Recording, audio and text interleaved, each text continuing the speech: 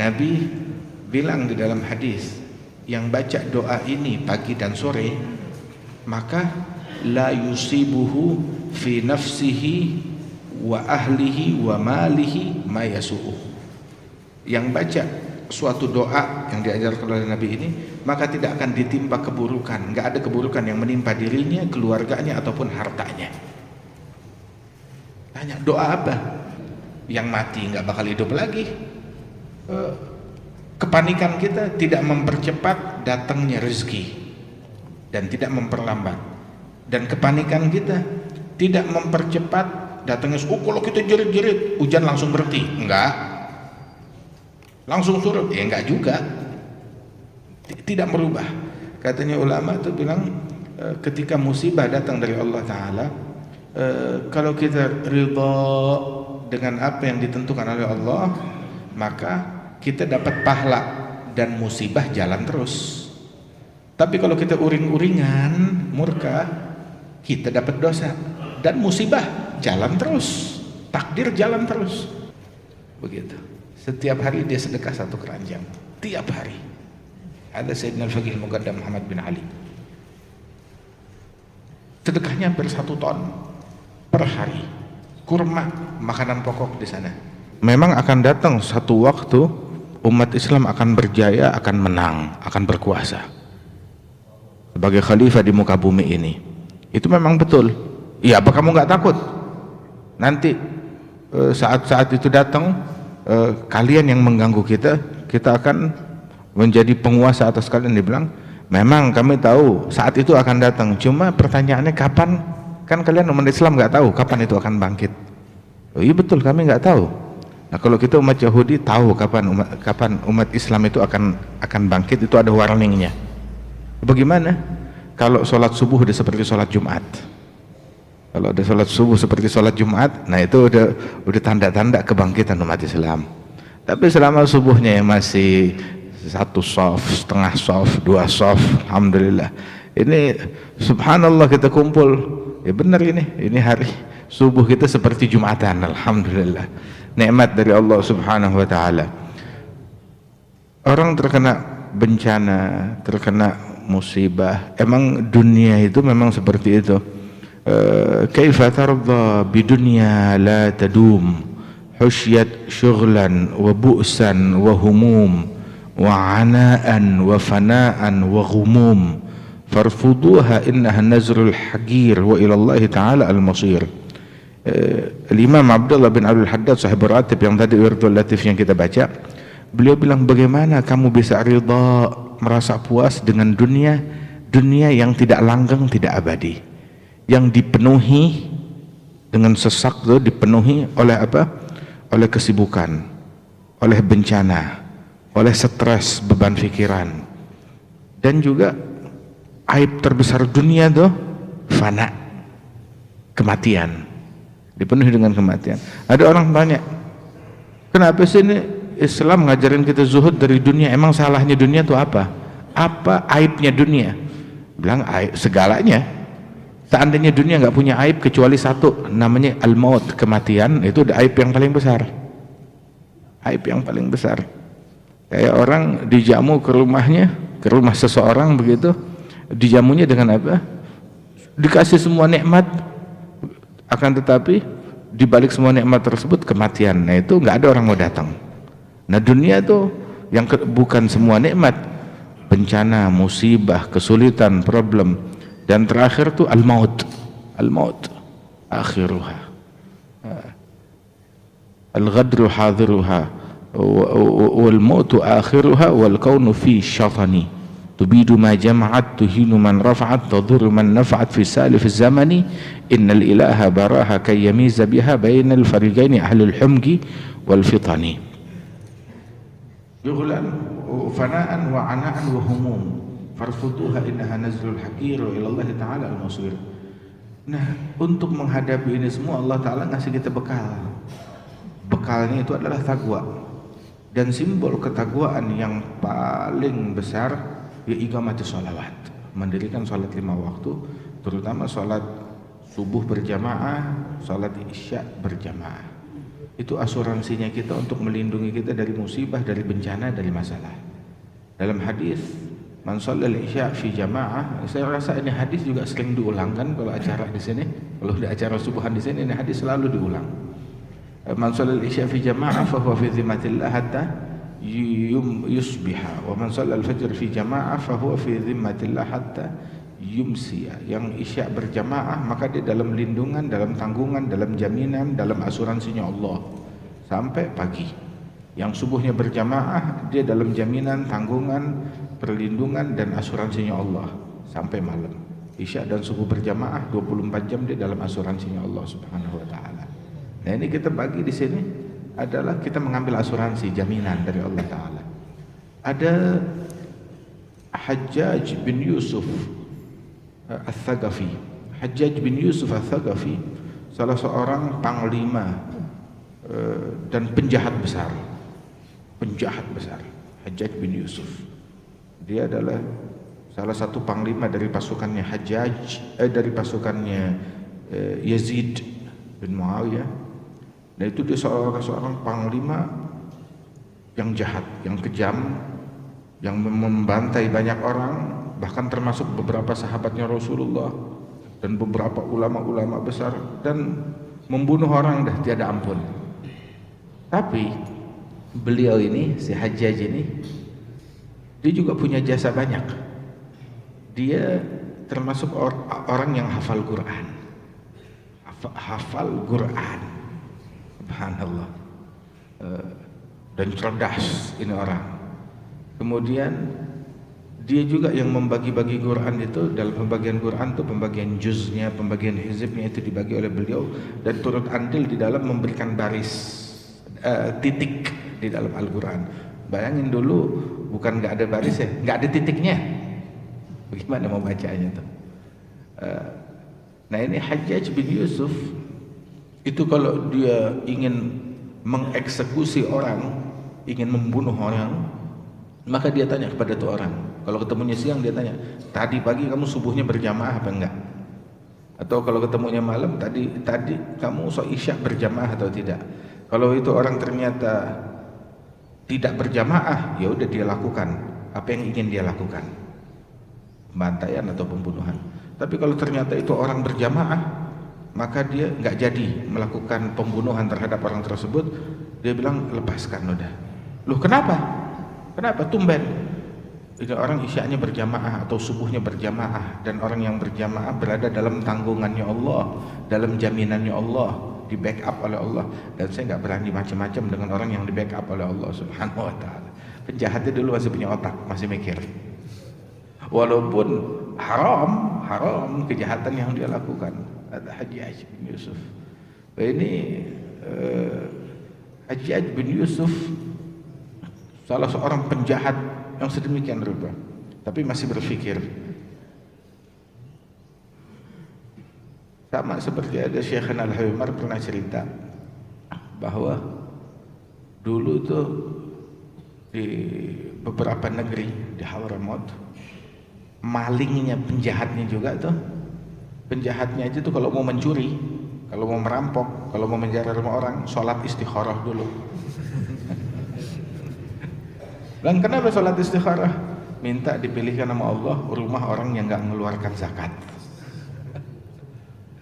Jadi dia istikharah minta dipilihkan rumah yang tidak mengeluarkan zakat. Dia ngambil hajatnya seperlunya, tapi tetap haram. Itu penjahatnya kayak begitu.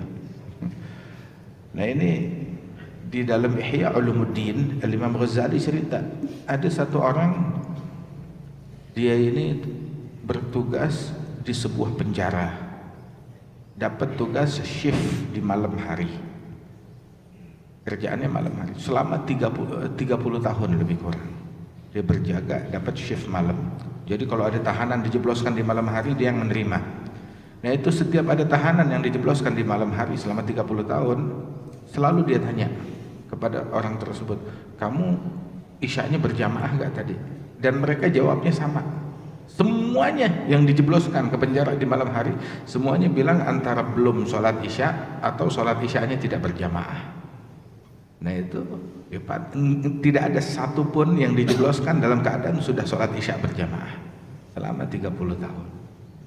Intinya apa? Isya berjamaah, subuh berjamaah itu ngebentengi kita dari beragam keburukan. Inna sholata tanha 'anil fahsya'i wal munkar. Termasuk juga melindungi kita dari bala, dari bencana, dari musibah. Kita di zaman, di masa yang semacam ini nih, nggak menentu, iklim aja nggak menentu. Musim hujan bisa terjadi kemarau, musim kemarau bisa terjadi banjir. Musibah di mana-mana, bencana di mana-mana. Antara ada gempa bumi, ada banjir, ada kebakaran, ada erupsi gunung berapi, ada tsunami, ada angin puting beliung dan lain sebagainya. Memang dunia itu dipenuhi oleh itu semua. Itu Nabi Muhammad pernah bilang, lagi duduk sama sahabat, tiba-tiba Nabi menggambar sebuah kotak di tanah. Ya, Nabi di tanah itu ada pegang kayu kecil, terus coret-coret di tanah. Itu ulama bilang itu salah satu ciri kecerdasan seseorang itu, yaitu demen ya, coret-coret di tanah. Maksudnya coret-coret di tanah tuh ya selalu tuh produktif, selalu produktif, membuat sesuatu tulisan. Ini pas lagi nggak ada medianya ya di tanah, Nabi bikin sebuah coretan di tanah. Sahabat ngumpul di sekelilingnya, Nabi bikin kotak persegi panjang. Terus Nabi bilang, ini nih yang kotak panjang ini apa itu ya Rasulullah? Ini umurnya manusia, kotak persegi panjang. Terus di tengah-tengah kotak itu Nabi bikin garis dari tepi sampai ke tepi. Udah gitu dilebihin sampai panjang lagi itu garis. Ditanya, kalau ini garis panjang di dalam kotak sampai keluar kotak tuh, itu garis apa?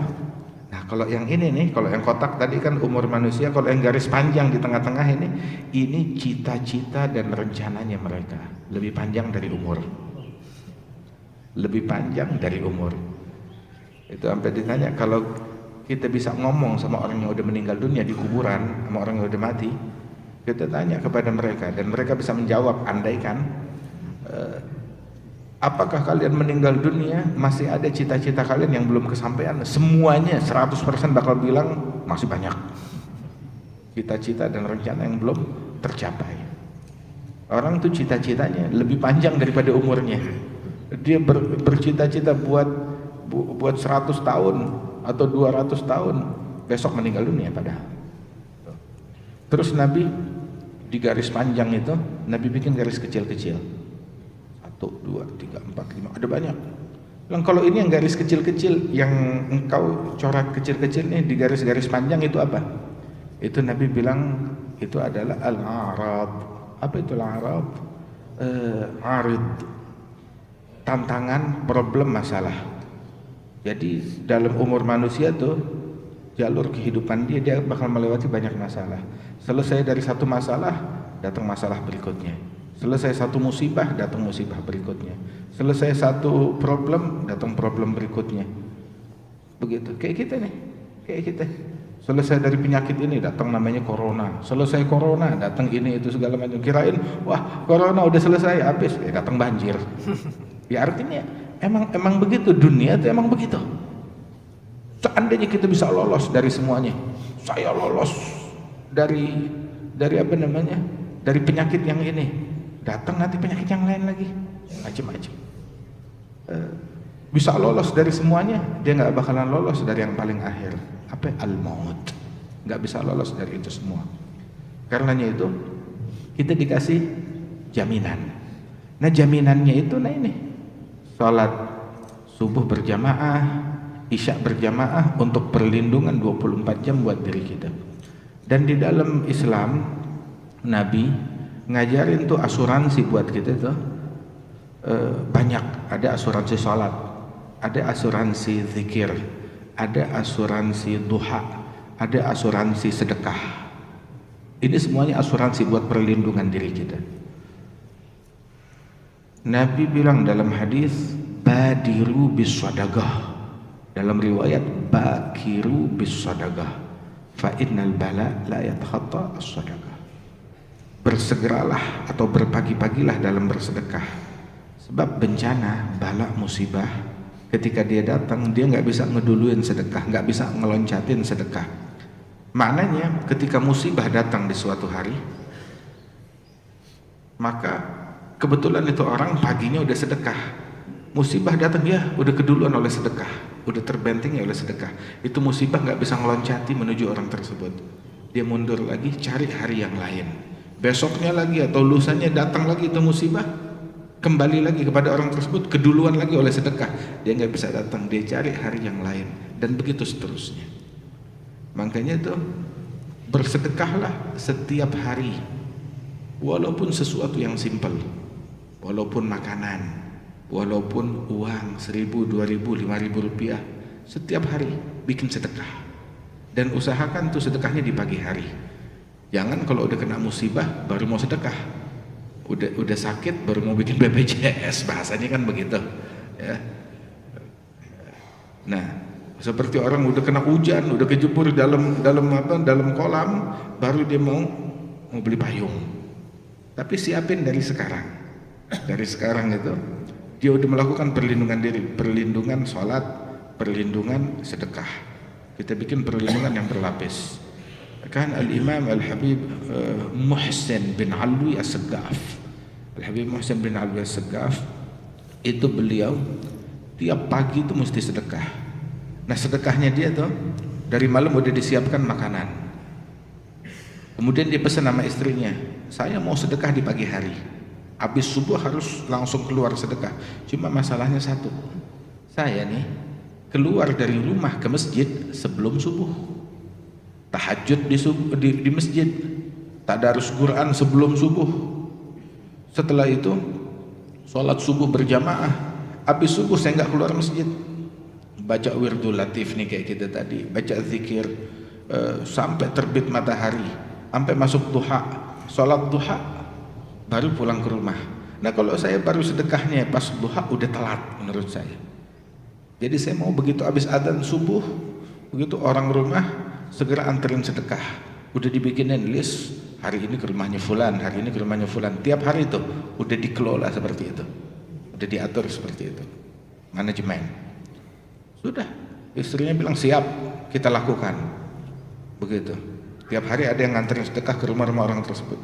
Satu kali Al-Habib Muhsin bin Alwi itu lagi duduk di masjid seperti gini hari, dalam mengajar, dalam zikir, tahu-tahu datang utusan istrinya datang, utusan dari istrinya yang datang ke masjid.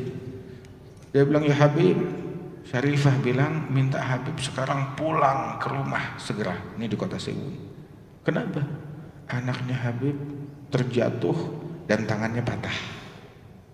Habib Muhsin bin Ali dengar begitu, bilangin nama istri saya, ya, sekarang juga itu sedekah keluarin, pasti dia lupa mengeluarkan sedekah. Wal Habib Muhsin bin Alwi, apa yang dia lakukan? Masih tetap di masjid, tunggu rutinnya selesai, habis sholat duha, buru-buru sholat duha, baru pulang ke rumah.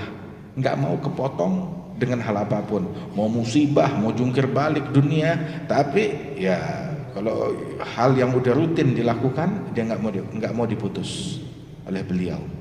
Subhanallah. Begitu pulang ke rumah, Habib Muhsin bilang, nah pasti kamu belum sedekah tadi pagi. Bilang, iya saya lupa, seandainya pagi udah kamu keluarkan itu sedekah, anak kita nggak bakalan kena musibah. At sini, di bawah itu anak yang masih kecil, dibacain, diusapin tangannya, subhanallah sembuh, karamat. Akan tetapi musibah nggak bisa melangkahi sedekah yang sudah dikeluarkan. Nah, ini sesuatu yang mesti kita lakukan, bentengi diri kita, kelola. Sebagaimana kita mengelola perusahaan, kelola juga sedekah yang kita lakukan seperti yang diajarkan itu pagi hari. Kalau perlu kita bikin target, misalkan siapa punya uang untuk 1 bulan, kemampuan dia tukerin tuh duit tuh 1 gepok berapa, ada yang 1.000 rupiah, ada yang 2.000 rupiah. Ya, kalau yang 1.000-an paling 100.000 1 gepok. Kalau yang 2.000-an 200.000, 5 ribuan 500.000, 10 ribuan 1 juta, tergantung kemampuan kita. Nah itu habisin buat 1 bulan. Oh saya mampu 50.000, bagus, 5 juta. Atau saya mampu yang 100.000, bagus, 100 juta, 10 juta. Tiap hari itu dia keluarkan, pagi, sore, siang, malam, terutama yang sedekah pagi. Terutama sedekah pagi, habiskan itu semuanya. Bikin target 1 bulan, oh ini bulan Jumat, nanti bulan Rejab bikin seperti itu, 1 bulan. Ramadan begitu. Dan kalau seandainya gara-gara itu harta kita makin berkurang, stop kegiatan itu. Loh kok disuruh stop? Sebab nggak mungkin harta berkurang kalau disedekahkan.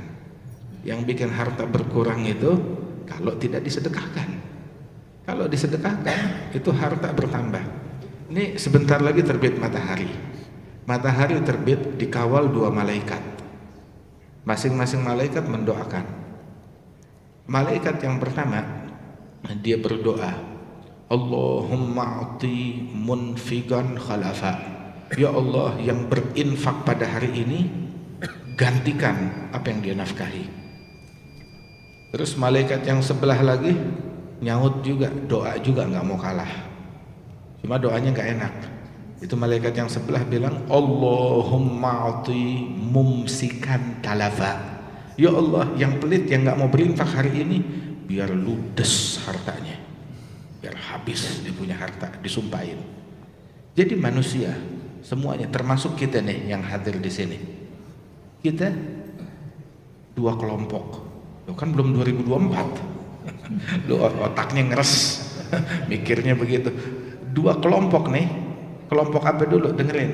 Kelompok yang didoain oleh malaikat, kelompok yang disumpahin oleh malaikat. Pertanyaannya, kita yang didoain oleh malaikat atau yang disumpahin oleh malaikat? Hari ini bikin target, jangan sampai kita termasuk orang yang disumpahin malaikat. Besok jangan sampai, oh ini hari saya didoain, besok disumpahin. Jangan sampai. Imamul Haddad dalam Nasihat Diniyah begitu menuliskan hadis ini, beliau bilang, wa du'aul malak mustajab, wallahu a'lam. Dia bilang doanya malaikat manjur, dikabulkan oleh Allah Ta'ala. Jadi hati-hati, jangan sampai kita kena sumpahnya malaikat. Itu sedekah tuh asuransi perlindungan buat diri kita. Kemudian juga Al-Imam Al-Faqih Al-Muqaddam Muhammad bin Ali Ba'alwi, dia punya kebun korma. Kalau kormanya panen, pertama yang dia lakukan, zakatnya dikeluarkan. Kemudian setelah zakat dikeluarkan, dia kormanya itu dimasukkan dalam keranjang. Dia udah siapkan keranjang besar, 360 keranjang atau 360 gentong. Itu satu keranjangnya itu antara 500 sampai 600 kg atau 700 kilo, besar. Kemudian itu keranjang kurma 360 keranjang yang masing-masing tuh sekitar 7 kuintal disimpan di gudang. Setiap hari dia sedekah 1 keranjang. Begitu. Setiap hari dia sedekah 1 keranjang. Tiap hari. Ada Sayyidina Al-Faqih Al-Muqaddam Muhammad bin Ali. Sedekahnya hampir 1 ton per hari.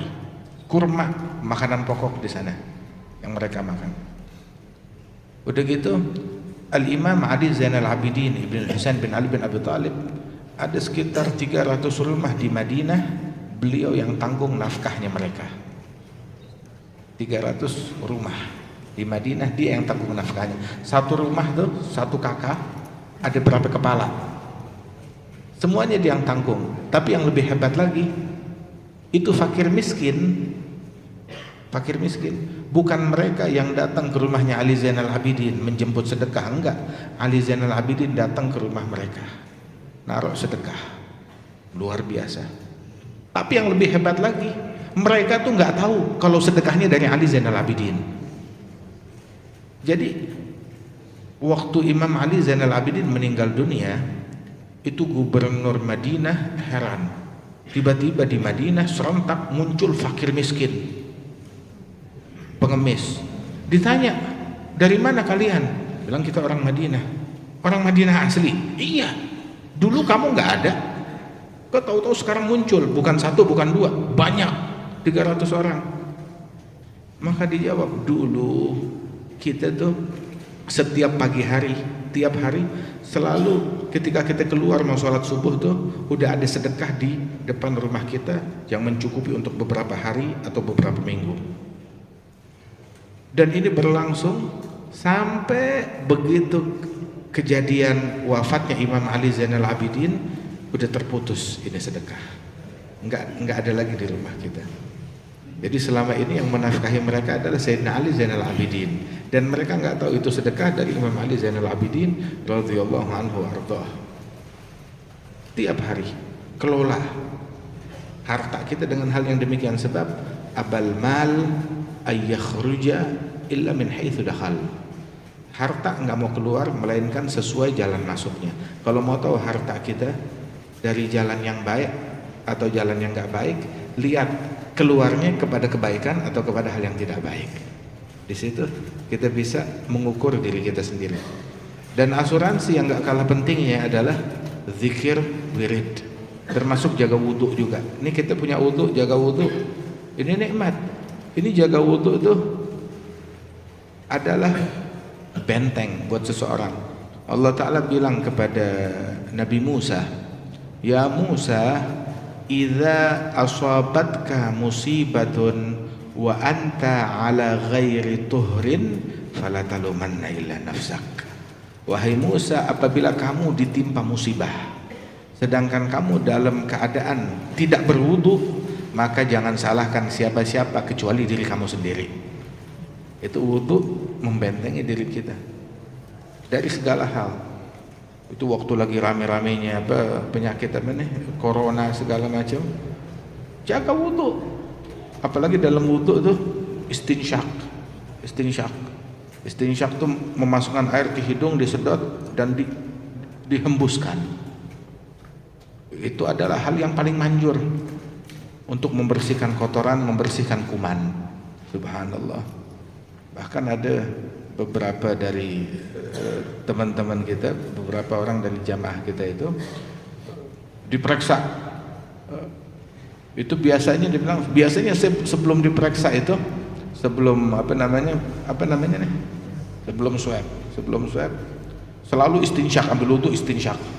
Cuma pas pikir kali itu ya udah aman, orang badan sehat begitu, lupa istinsyak, dimasukin positif. Akhirnya dia wudu lagi, dia istinsyak lagi, udah bersih, dimasukin lagi apa, negatif. Subhanallah, itu zaman alhamdulillah udah berlalu. Ya, sesuatu yang positif adalah negatif, sesuatu yang negatif adalah positif. Emang udah kebalik zamannya kayak begitu.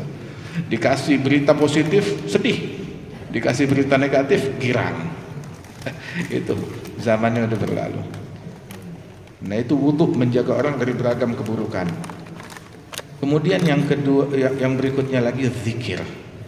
Ada Abu Darda, sahabat Nabi Muhammad, lagi duduk di masjid, tahu-tahu dikabarin oleh tetangga beliau, datang dari rumahnya itu, datang, Abu Darda, cepat pulang. Bilang, kenapa? Saya lagi di masjid. Cepat pulang, rumah kamu kebakaran. Abu Darda bilang, rumah saya nggak kebakaran. Saya tetangga kamu, saya dari kampung kita, rumah kita kebakaran. Semua rumah satu kampung kebakaran, termasuk rumah kamu. Abu Darda bilang, nggak tahu, kalau rumah orang kebakaran ya mungkin aja bisa, tapi rumah saya nggak mungkin kebakaran. Lu bagaimana cerita? Ya kalau nggak percaya, ayo.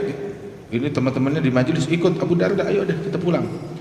Datang ke rumahnya Abu Darda, didapati itu satu kampung semuanya udah kebakar, kecuali rumah Abu Darda tidak terbakar. Kok bisa? Bilang, iya, kan saya udah ikut, udah daftar asuransi dari Nabi Muhammad. Nabi bilang di dalam hadis, yang baca doa ini pagi dan sore, maka la yusibuhu fi nafsihi wa ahlihi wa malihi ma yasu'uh. Yang baca suatu doa yang diajarkan oleh Nabi ini, maka tidak akan ditimpa keburukan, nggak ada keburukan yang menimpa dirinya, keluarganya ataupun hartanya. Tanya, doa apa? Nabi bilang baca doa ini pagi dan sore. Nggak usah dicatat sih sebenarnya. Loh kenapa? Udah kita baca doanya dalam Wirdul Latif.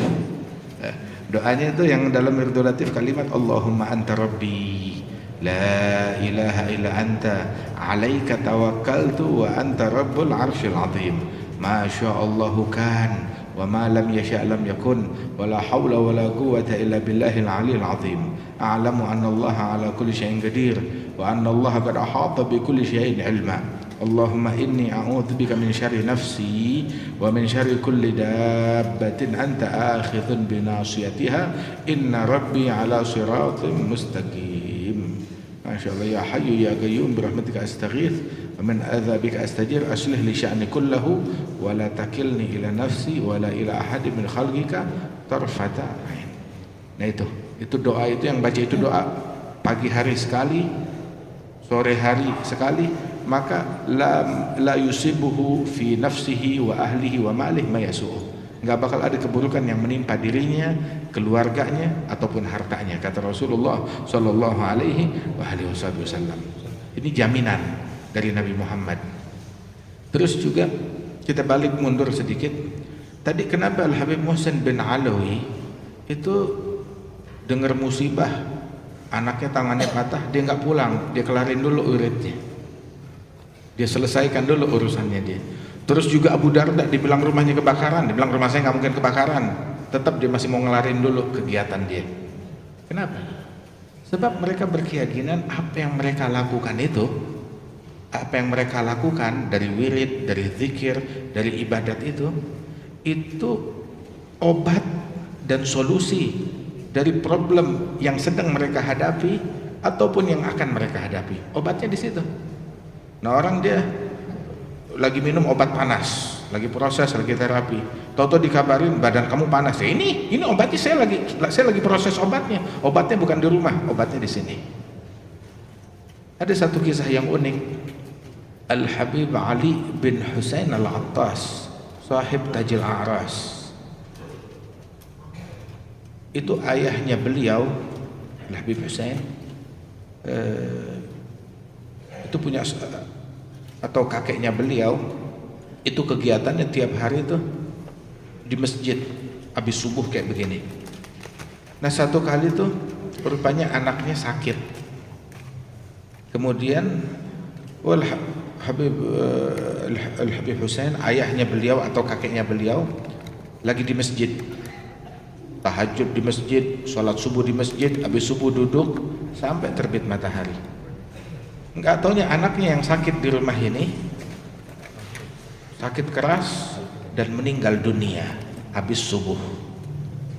Maka si istri itu dia enggak berani memanggil suaminya dan enggak mau ngasih tahu suaminya. Dia bilang sama orang rumah semuanya diem, jangan ada yang ngomong apapun, biar nanti saya yang urus. Itu anak yang masih kecil dipinggirin, ditaruh di suatu ruangan, udah ditutupin di situ. Wal Habib ada masih tetap di masjidnya sampai udah selesai ngajar, udah selesai wirid, sholat duha, habis duhanya pun juga baca Quran, baru pulang ke rumahnya. Pulang ke rumahnya disambut oleh istrinya, kemudian pelan-pelan istrinya bilang bahwasanya anak kita meninggal dunia. Wal Habib begitu nanya, hah? Kapan meninggalnya? Tadi habis subuh. Kenapa nggak kasih tahu saya? Dia bilang, saya nggak mau mengganggu kamu yang lagi ibadat di masjid. Sampai udah selesai, begitu, nah baru kan cuma nunggu sejam doang, nggak ada masalah, nggak ada masalah. Al Habib bilang jazakillah khair, jazakillah khair, terima kasih. Nah ini apa namanya, tarbiyah yang kamu nggak menuntut saya harus buru-buru datang untuk hal yang beginian. Sebab kalaupun dia paksa mesti datang sekarang, emang anaknya hidup lagi? Kan enggak. Musibah tetap jalan terus. Tapi bagaimana menyikapi musibah tersebut? Dan hal ini sejalan dengan yang terjadi kepada salah satu sahabat Rasulullah. Dia punya anak sakit berhari-hari, demam tinggi, Sampai ketika si suami lagi pergi keluar, itu anak meninggal dunia. Maka si istri ini, dia benahin anaknya, ditaruh di satu ruangan yang lain, ditutupin, sudah. Kemudian apa yang dilakukan oleh istri itu? Dia mandi, dia bersih-bersih, dia berdandan, berwangi-wangian. Suaminya datang, nanya, bagaimana keadaan anak kita? Dibilang, askan mayakun, dalam kondisi paling tenang. Betul, sampai jantungnya juga tenang, nggak bergerak. Dalam kondisi paling tenang. Kira suaminya tersebut dijamu suaminya, kemudian setelah itu tidur bareng mereka. Kemudian udah selesai begitu, udah selesai ini suami istri. Tahu-tahu si istri bilang, wahai suamiku, kita punya tetangga. Saya minjem dari tetangga saya itu panci, barang saya pinjam panci dari dia. Saya pakai sekian lama, berbulan-bulan. Tahu-tahu tetangga saya minta itu panci dibalikin, saya nggak mau. Maka si suami bilang, nih sahabat Rasul bilang, gimana kamu nggak mau? Itu kan milik dia, bukan hak kita. Yang punya minta balik, wajib kita kembalikan. Oh gitu. Nah, sekarang nih saya mau ngasih tahu, anak kita dipanggil oleh pemiliknya, diminta oleh pemiliknya. Suaminya dengar begitu, dapat berita anaknya mati, dan dia dalam kondisi hadas besar, junub, janabah, dengan istrinya. Kemudian itu suaminya shock, tapi ya udah tenang kondisinya. Oh gitu ya, dikasih pemahaman, anak kita ini pinjaman, sekarang dipanggil oleh pemiliknya, mesti kita kembalikan. Akhirnya si suami itu dia mandi, berpakaian, datang ke Nabi Muhammad, ya Rasulullah, istri saya melakukan ini. Terus Nabi senyum, oh masya Allah, semalam kamu berhubungan dengan istri kamu? Iya.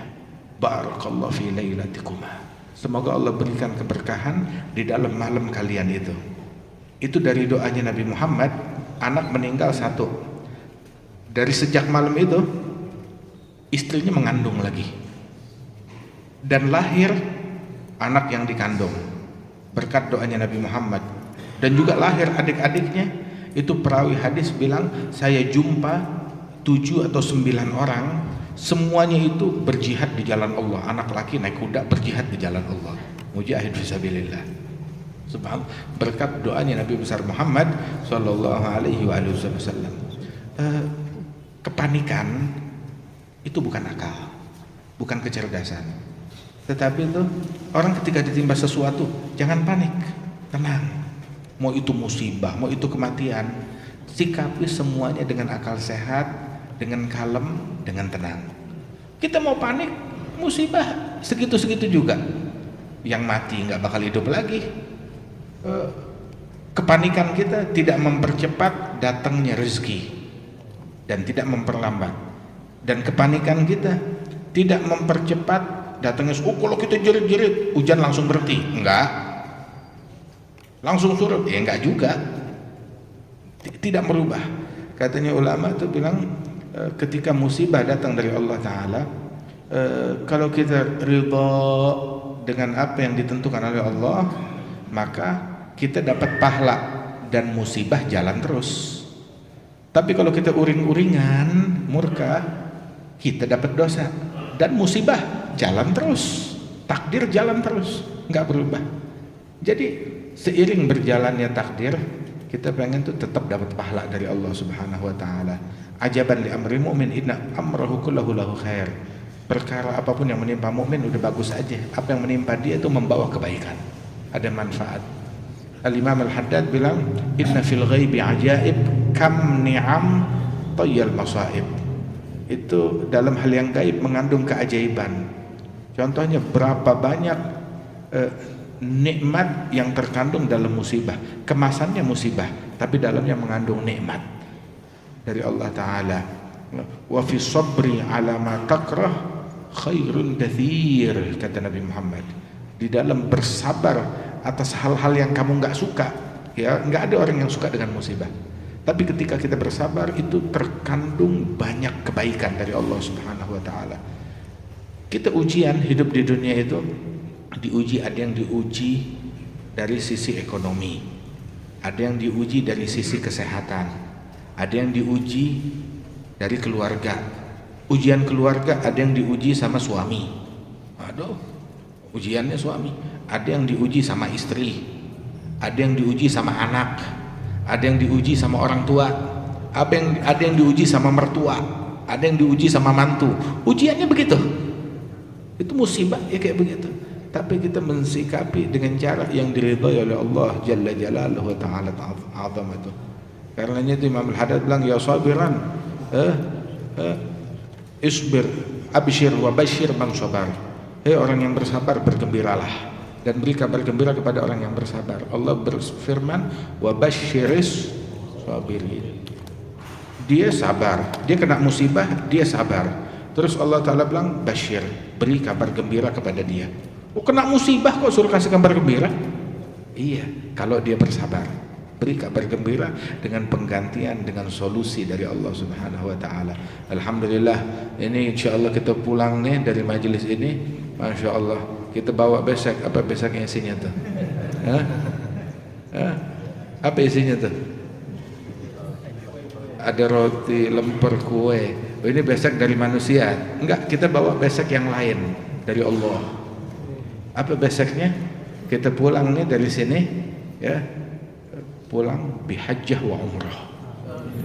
Kita pulang dapat pahala haji dan umrah, dapat pahala haji dan umrah tamatain, sempurna. Nabi bilang yang sholat subuh berjamaah terus tetap di musholanya sampai terbit matahari, udah gitu sholat 2 rakaat, dia pulang dapat pahala haji dan umrah sempurna.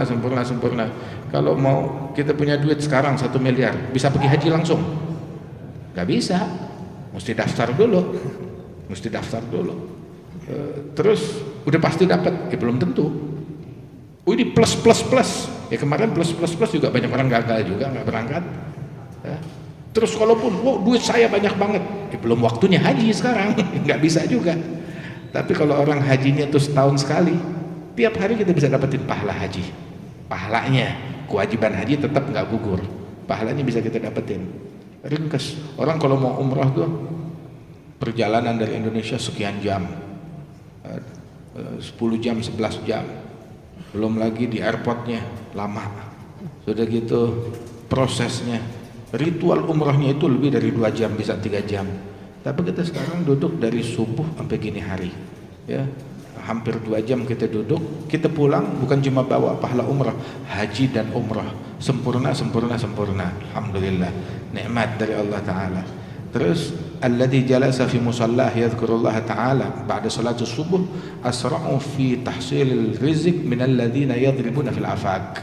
Yang duduk di musallanya berzikir kepada Allah habis salat subuh sampai terbit matahari lebih cepat mendapatkan rezeki daripada orang yang pagi-pagi buta, masih gelap gulita, dia udah pergi mencari rezeki. Yang duduk di sini, yang duduk lebih cepat mendapatkan rezeki. Dan mujarab, terbukti. Mana buktinya? Itu depan mata kita. Itu depan mata kita. Dan ini nyata depan mata kita. Subhanallah. Ini anugerah dari Allah Subhanahu wa Ta'ala. Ya Rabb, mudah-mudahan Allah Ta'ala berikan kita istiqamah sampai kita mati dalam keadaan begini. InsyaAllah kita wafat meninggal dunia begitu dalam keadaan istiqamah, tetap rutin nama sholat jamaah kita, tetap rutin nama menghidupkan waktu sampai terbit matahari kita, tetap rutin dengan kita di rumahnya Allah, di masjid, dan tetap rutin dalam zikir, dalam ibadat, dalam menuntut ilmu. InsyaAllah Allah Ta'ala berikan taufik. Saat kita di Masjid At-Taufik ini enggak kita pulang melainkan mendapatkan taufik dari Allah, taufik untuk diri kita, taufik untuk keluarga kita, taufik untuk anak-anak kita menjadi pribadi yang lebih baik, lebih dekat kepada Allah Subhanahu wa Ta'ala. Dan di tahun baru miladi ini, tahun baru milik Allah, hari milik Allah, siang milik Allah, malam milik Allah, tahun miladi punya Allah, tahun hijri semuanya milik Allah Subhanahu wa taala. Di tahun yang baru ini Allah taala jaga kita dari kemaksiatan, dan Allah taala anugerahkan kita istiqamah insyaallah di dalam sisa hidup kita di tahun-tahun ini dan tahun yang akan datang. Amin ya rabbal alamin. Allahumma ij'al jam'ana hadza jam'an marhuma, tafarraqana min ba'dihi tafarruqan ma'suma, wa la taj'al fina wa la minna wa la ma'ana syaqiyan wa la mahruma. Ihdina bihudak, ij'alna mimman yusari'u fi ridaq, wa la tuwallina waliyan siwak, wa la taj'alna mimman khalafa amraka wa 'asaq birahmatika ya arhamar rahimin. Aslih syu'un, aqir al-uyun, wahfadna min jami'i syurur fi adh-dhuhur wa fi al-butun birahmatika ya arhamar rahimin.